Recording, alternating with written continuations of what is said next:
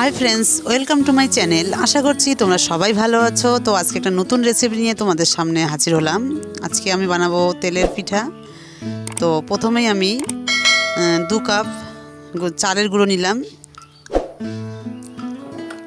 আর তো 1 কাপ নিলাম ময়দা নিলাম,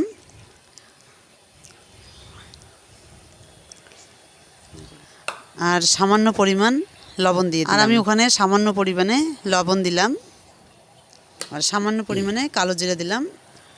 তো একটু কালো জিরা দিলাম। এটা আমি এই আটাটা আমি ভালো করে মিক্সড করে নেব, আর এদিকে এগুলো সব ভালো করে মিক্স করব। আর এদিকে আমি নিয়ে নিলাম, এটা আমি গরম করে নেব।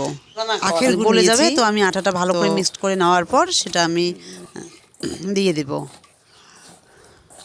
তো যাই হোক, আমি আটাটা ভালো করে মিক্স করে নিচ্ছি। নেওয়া হয়ে গেলে আমি খেজুরের রসটা দিয়ে দেব। তো আমার এদিকে হয়ে গেছে আটাটা ভালো করে মিক্সড করা। তারপরে এই যে খেজুরের গুড়টা আমি গলিয়ে নিলাম ভালো করে। তো এখন আমি আস্তে আস্তে আটাতে দিয়ে দেব। তো আমি এদিকে আস্তে আস্তে দিচ্ছি, কারণ একবারই দেওয়া যাবে না, আস্তে আস্তে দিয়ে নেড়ে চেড়ে নিতে হবে, তাহলে ব্যাটারটা ভালো হবে। তো এই যে আমার ব্যাটারটা সুন্দর হচ্ছে। তো আগেই বেশি করে পানি দেওয়া যাবে না, অল্প অল্প করে দিতে হবে। আর পানিটা প্রথমেই পাতলা করা যাবে না, একটু ঘন থাকলেই ভালো হবে।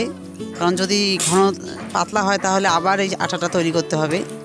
তো ওই জন্য প্রথমে একটু ঘন রাখাই ভালো।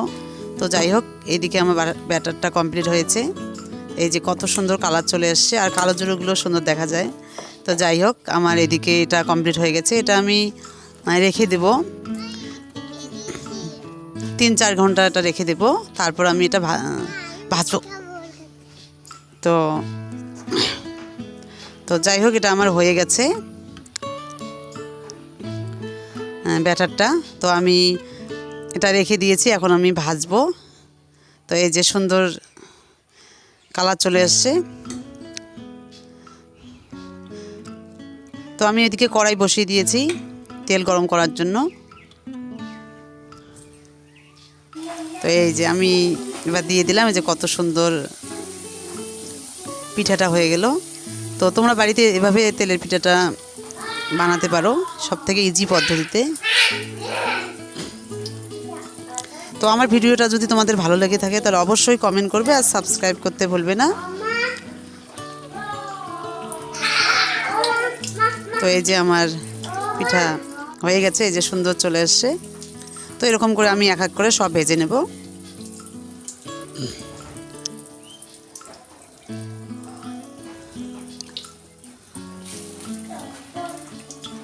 তো দুই পাশেই ভালো করে ভাজতে হবে। প্রথমে এক পাশে ভালো করে ভাজার পর তারপর উল্টে দিয়ে ভালো করে ভাজতে হবে।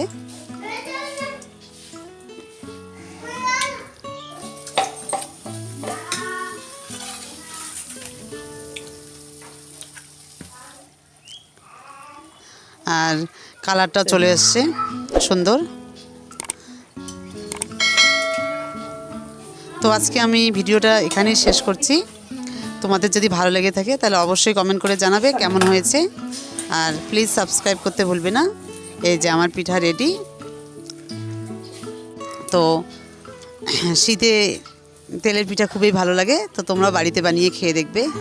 তো আজকে এখানে শেষ করছি। Tata, by.